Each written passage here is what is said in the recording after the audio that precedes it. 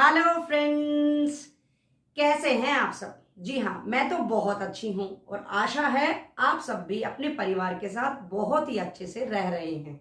जी हाँ, एक और कहानी के साथ फिर से हाजिर हूँ और आज की कहानी का नाम है बीती बातों को भुला दे। एक बार की बात है, एक बार दो दोस्त कहीं पर जा रहे थे और चलते चलते उनको बहुत ज्यादा देर हो चुकी थी। वो काफी आगे भी पहुंच चुके थे। अचानक ही क्या हुआ कि किसी बात को लेकर दोनों के बीच में कहासुनी हो गई और कहासुनी इतनी बढ़ गई कि एक दोस्त ने दूसरे दोस्त को थप्पड़ ही मार दिया।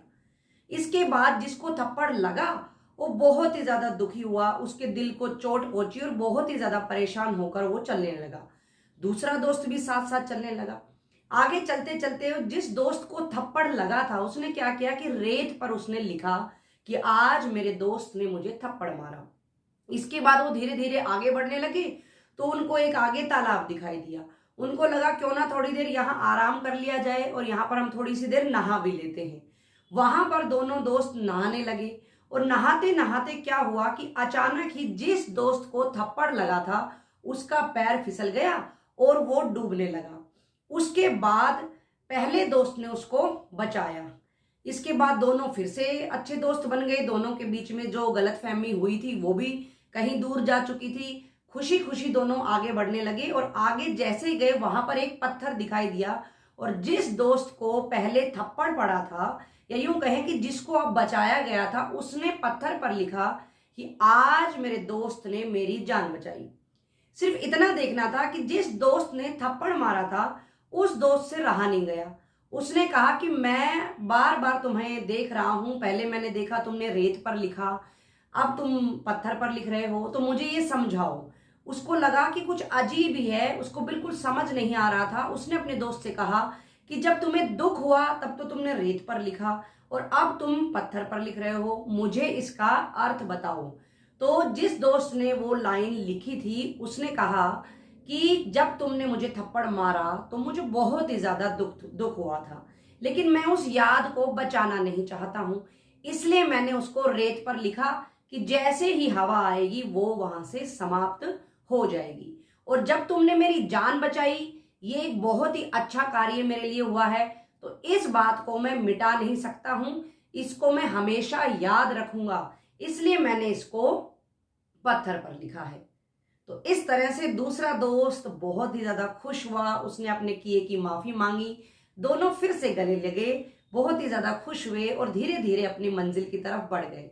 तो देखा बच्चों और दोस्तों, कहानी भले ही छोटी है लेकिन ये छोटी सी कहानी हम सबको भी इतना सिखा कर जाती है कि जब भी हमारे साथ कुछ भी ऐसा होता है, अगर हमारे साथ कोई गलत करता है, हमारे दिल को चोट पहुंचाता है, दुख पहुंचाता है, तो हम कोशिश करें कि हम भी रेत पर लिखें ताकि माफी की हवा उसको मिटा सके।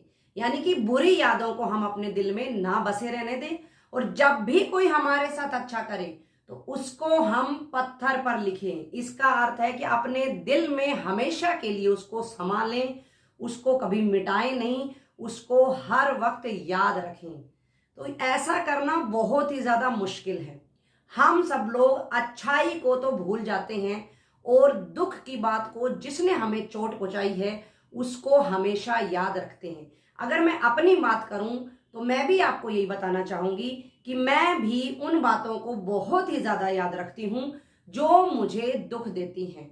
उनको मैं भुला पाना ही बहुत ही ज्यादा मुश्किल समझती हूं, लेकिन इस कहानी के माध्यम से मैं आप सबको भी कहना चाहूंगी और एक लाइन मैं आपको बताना भी चाहूंगी कि मैं भी धीरे धीरे कोशिश कर रही हूं कि मैं भी बुरे हुए पलों को भूल जाऊं, बुरे पलों को भूल जाऊं, बीते हुए वक्त को मैं, जो अच्छे पल हैं उनको हमेशा याद रखूं, बुरे पलों को मैं भूल जाऊं। ये कार्य वास्तव में ही बहुत ही ज्यादा कठिन है और जो इस कार्य को अच्छे से कर गया वो अपने जीवन में बहुत ही ज्यादा सफल हो जाएगा।